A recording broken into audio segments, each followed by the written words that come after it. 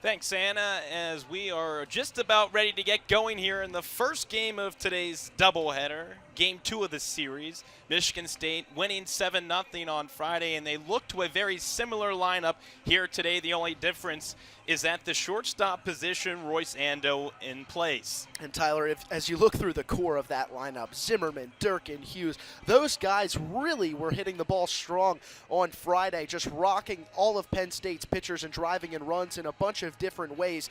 Penn State's got to do a better job of keeping them quiet today if they want any chance of success. Well, this is a Michigan State team that has dealt with weather early and often in their schedules so far this season. Coming into the weekend, they already had 3 of their previous 4 games postponed due to weather. Then you look to yesterday, game postponed, setting up the doubleheader today.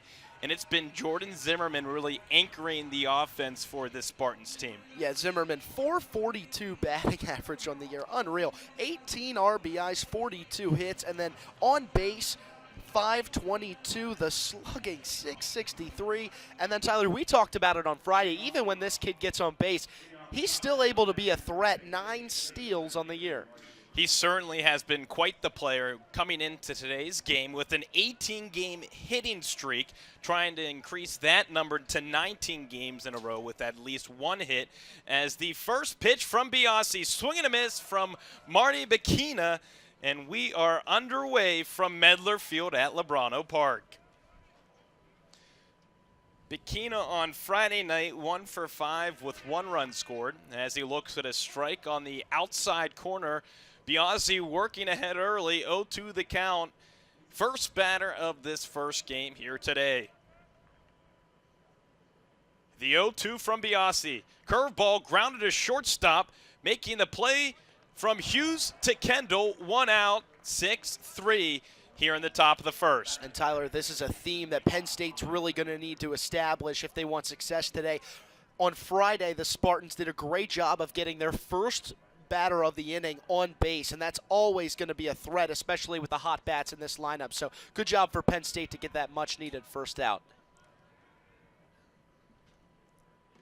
Absolutely. As you look at what happened Friday night, the Spartans got out to an early 1-0 lead thanks to an RBI single from Brandon Hughes to score. Jordan Zimmerman, who is up to the dish here, batting second again today. Ball just misses, 2-0 the count.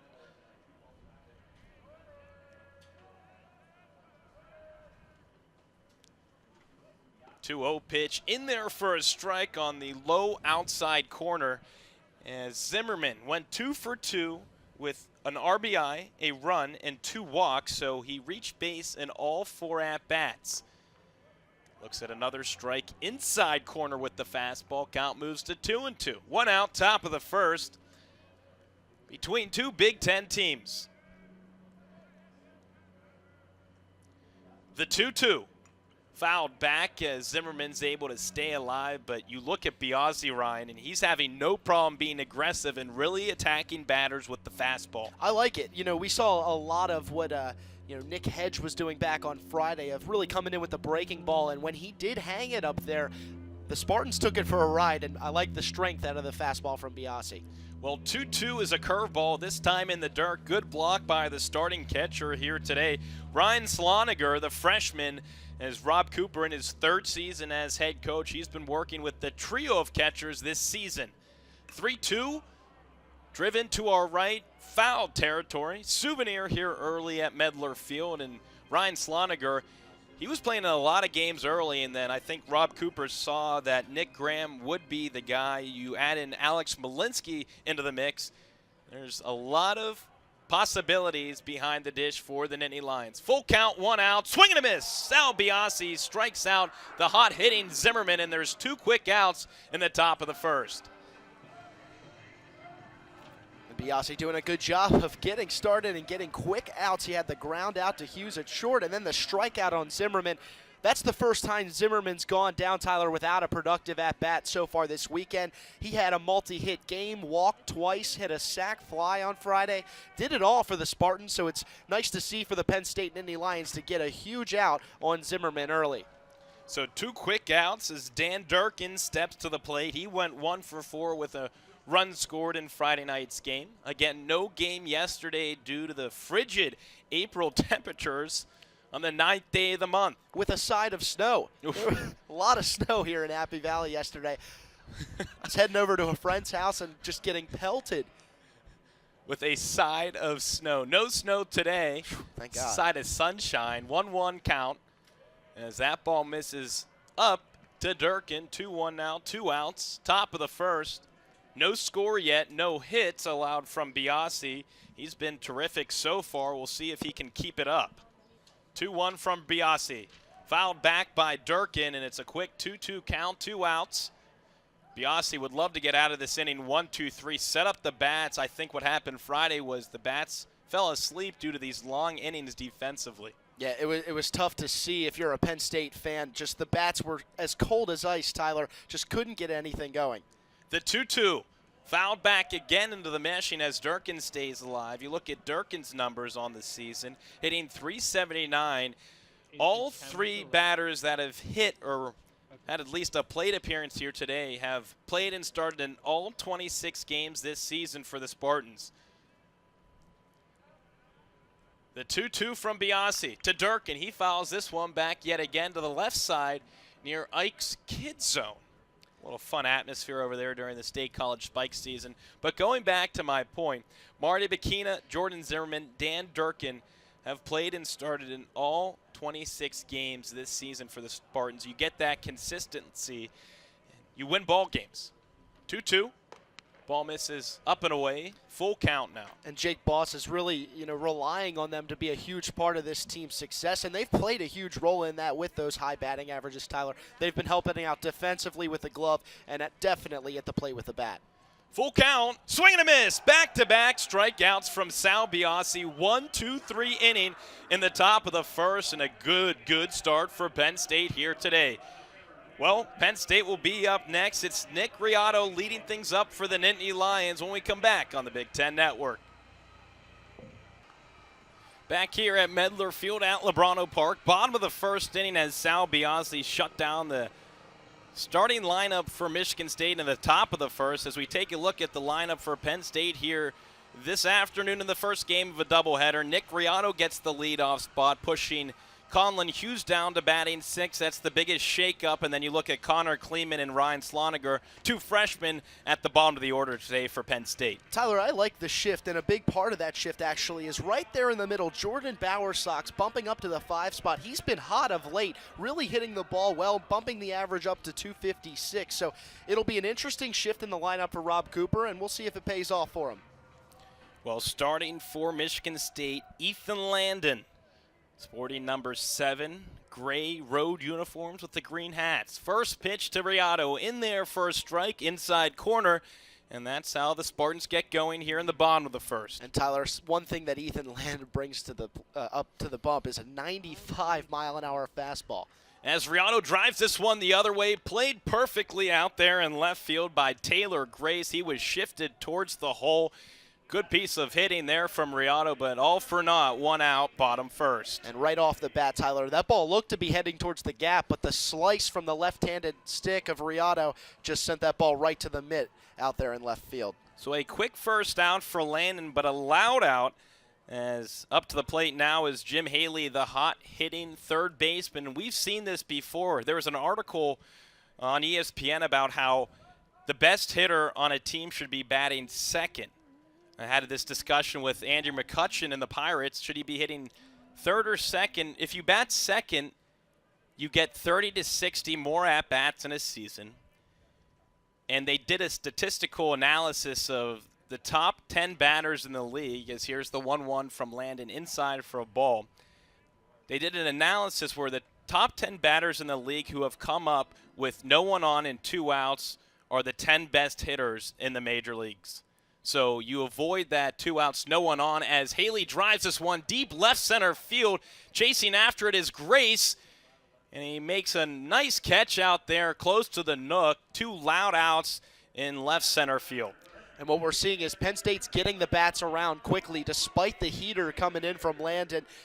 Jim Haley really got a lot of power behind that one, but you know, Taylor Grace really doing a good job out there in left field of ranging under these balls, especially given the wide open spaces out there in left. Yeah, he certainly made that play look easy, but that's because he had a good first step. 2 outs, bottom first for Greg Gears, the DH, and he drives this one deep right field. Going back and making the grab is Chris Simonton. 3 loud outs for the Penn State Nittany Lions here in the bottom of the first inning. They were certainly on Ethan Landon. We'll have to see how that storyline continues. But after 1 full inning of play, it's Penn State 0, Michigan State 0. Top of the second inning here in the second game of the series. First game of the doubleheader here this afternoon. Tyler Feldman, Ryan Ruff, and we have Anna Whitty with us, as well as Brandon Hughes lays down a bunt foul right near the Michigan State dugout along the third base side. Penn State, their dugout, the home dugout on the first base side.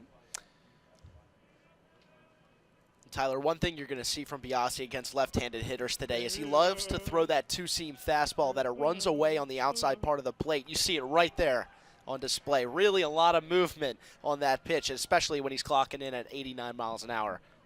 Good call, Ryan. Not surprised, just boy, this early on a Sunday. The 0-2 from Biasi. Hughes is able to stay alive, foul that one out of play down the third base side. Hughes went 3 for 5 with an RBI and 2 runs on Friday, pushing his average up to 341 this season. And you look top to bottom, this Michigan State team, there's a reason why they have 20 wins already. 0-2 misses up and away for a ball. Home plate umpire today, Mark Schmidt. At third base, Jim Scaley, and then at first base, Tom Scartozzi. That's the umpiring crew this afternoon. Ball chopped to shortstop. Easy play out there for Hughes. Strong throw. Stretch from Kendall makes the grab, and Hughes is out on the ground ball to short. And there's the smoothness from Conlon Hughes that we've seen so far this season. Just read the hops perfectly, got the one that he wanted the best, and then delivered that strong throw that we've seen so far this season over to first base, right to the gut of Kendall. Clean-looking first out for the Nittany Lions. Well, here comes Taylor Grace. Made a nice grab to start off the game defensively for Michigan State as he takes a ball on the outside corner. Look at what Grace did on Friday night. 1 for 2 with 2 RBIs. As he swings and drives this ball to right field. Riotto ranges under it. Ball in mitt, squeeze, mitt, catch. 2 outs.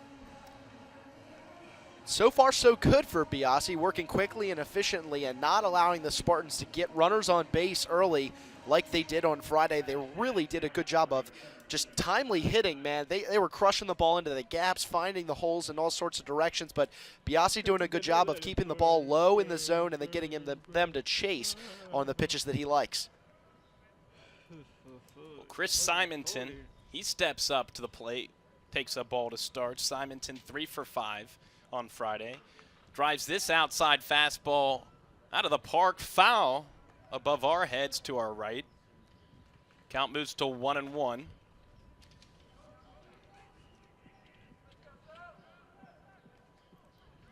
The 1-1 from Biasi, up and in near the chin. Count moves to 2-1.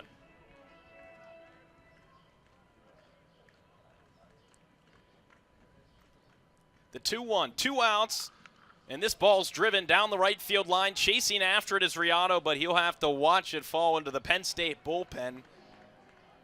As Biasi, again, really attacking the zone, but he's changing location, making it tough for these Michigan State hitters. Yeah, and that was a big pitch, Tyler, the 2-1 count to a guy like Simonton who had a great day back on Friday.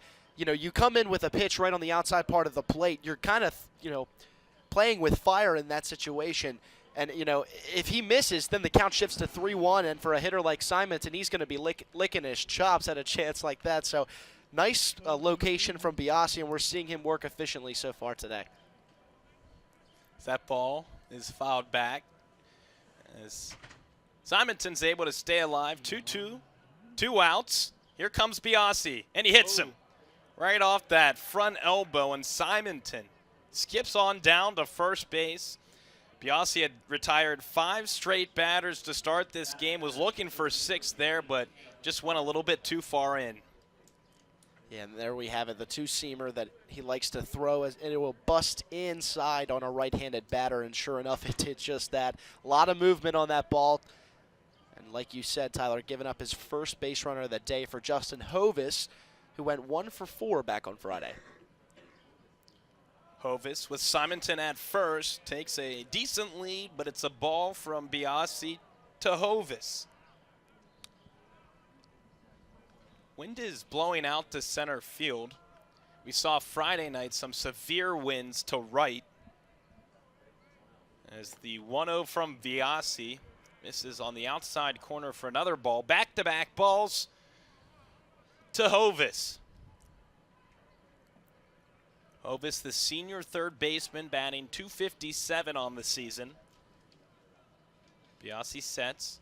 As Simonton takes off, throw from Sloniger, tag applied by Kleeman, makes the tag. Great throw by Sloniger, and that's how Penn State gets out of the inning. Another impressive work there from Biasi as we enter the bottom of the second inning.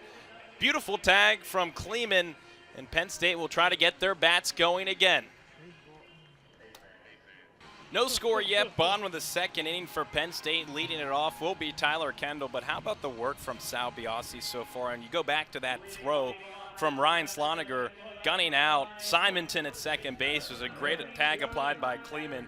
And Penn State, if they can do those things right today, they'll have a chance against this Spartans team. Well, yeah, they'll have a chance, but how about Sloniger, man? If you're trying to battle for a position and playing time with that three-catcher rotation, you better believe that's going to catch the eye of Rob Cooper. That was a missile down to second base to gun out Simonton. Now he shifts to 3 for 7 in his attempts so far on the year at trying to snag an extra base. As Ethan Landon faces Tyler Kendall. A ball to start. There's a strike down Broadway, 95 on the gun. We talked about this, the speed that he's able to hit. But Penn State back in the first inning, they didn't really have many problems. 1-1. Ball in the outside corner just misses. Kendall on the season hitting .294. Well, Tyler, the old slogan is the faster it comes in, the quicker it goes out. And with the hot stick of Tyler Kendall, if he's able to make some solid contact, we're going to see some distance. Here's the 2-1 call to strike. Kendall thought it was outside and below the knees, but nonetheless, Mark Schmidt making the call behind home.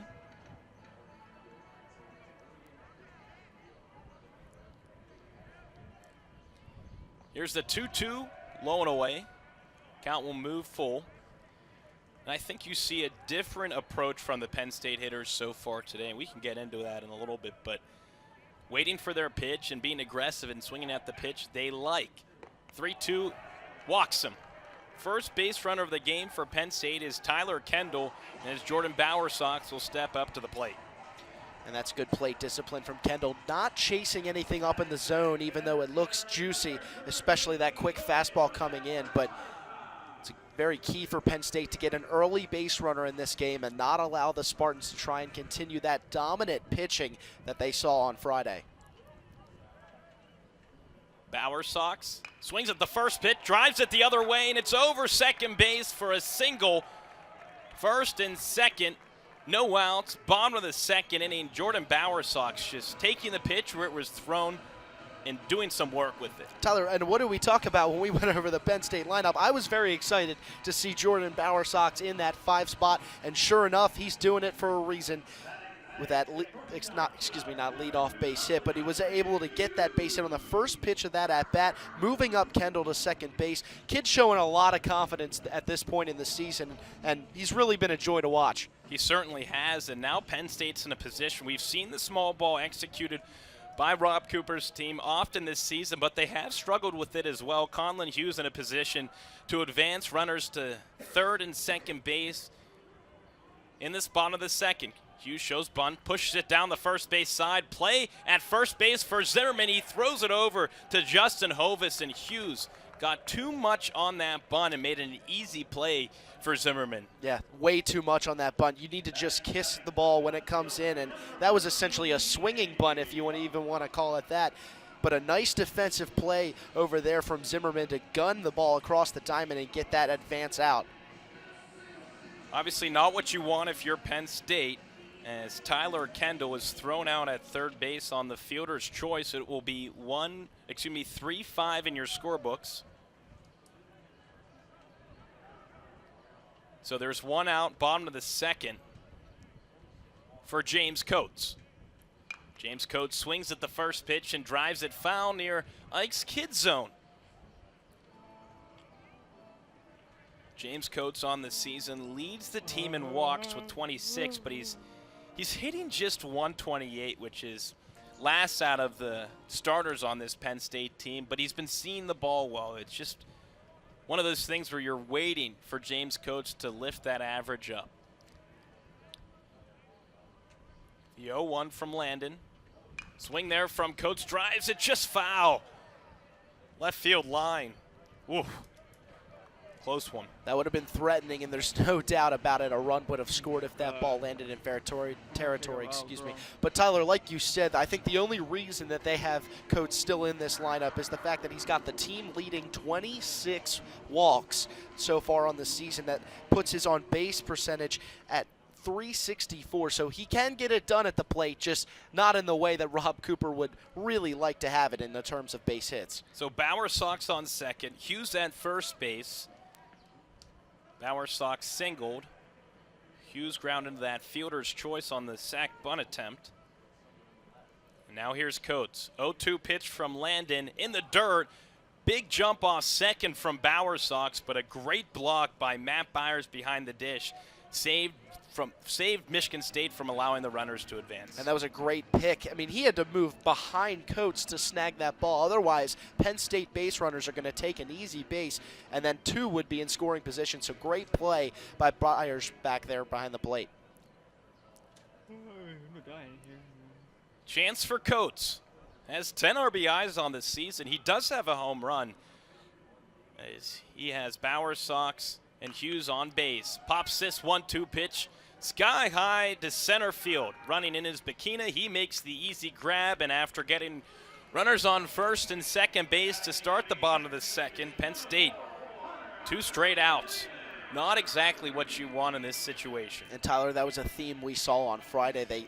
Anytime they could get base runners, they would leave them stranded out there. They weren't able to generate a single run on Friday, and there was no sense of timely hitting.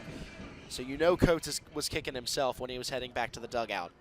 Penn State left 8 runners on base Friday night. Michigan State left 10 runners on base, but the Spartans also had 15 hits to Penn State's 6 hits. Here's Connor Kleeman. Kleeman on Friday night came in to pinch hit and struck out looking in the 7th inning of that game. Now he gets the start, and this is another freshman. You look at how many freshmen are in the lineup today for Penn State. 1, 2, 3, and 4. So 4 freshmen getting the nod today for Rob Cooper's squad. See what they can do with the opportunities. Connor Kleeman was dealing with injury early as he's been getting more and more starts as he grounds this one up the middle. Can it bring in Bauer Sox? Bauer Sox rounds third. Bikina will pick the ball up, and Bauer Sox will score. RBI 2-out single from Connor Kleeman to score Bauer Sox, and the Nittany Lions lead 1-0. Well, there you have it. Kleeman making the most of his opportunity. That weak ground ball right up the middle, but he hit it where nobody was, Tyler. Driving in the run, you see it cleanly right up the middle, almost hitting second base, and it allowed Bauer Sox to score with ease, no play at the plate. So Bauer Sox scores. Hughes gets from first to third on the Connor Kleeman 2-out RBI single. Didn't get a lot on it, but drove it up the middle just enough on the ground to score Bauer Sox. Penn State getting off to a much-needed 1-0 lead after falling 7-0 on Friday night. Landon's first pitch to Ryan Sloniger as he tries to keep things going.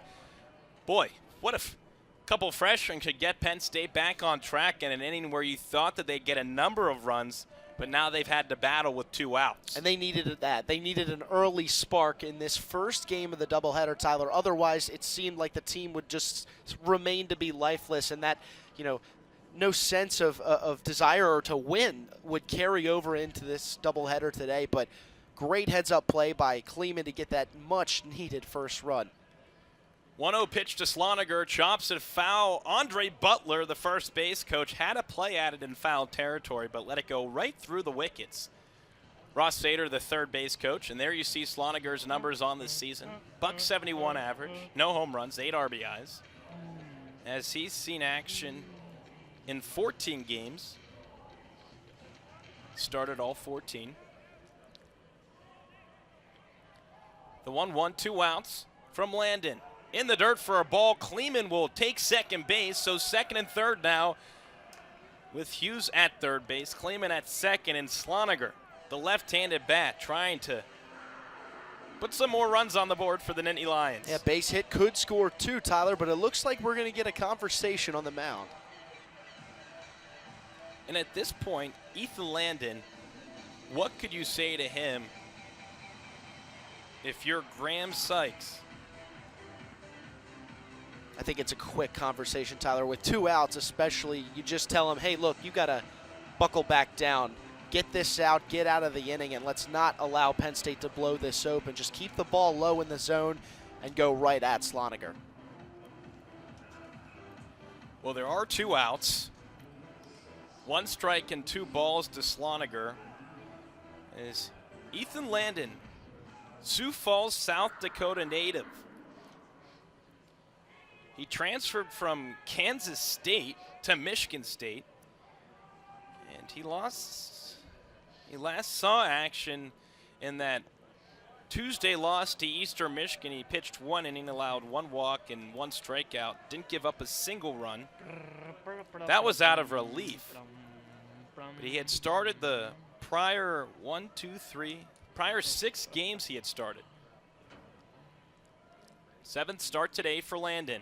That pitch is in there for a called strike 3 as Landon gets out of the jam, but not before Penn State gets a run off the 2-out RBI single from the freshman Connor Kleeman. It scored Jordan Bowersox, and the Nittany Lions lead it 1-0 after 2 full innings of play.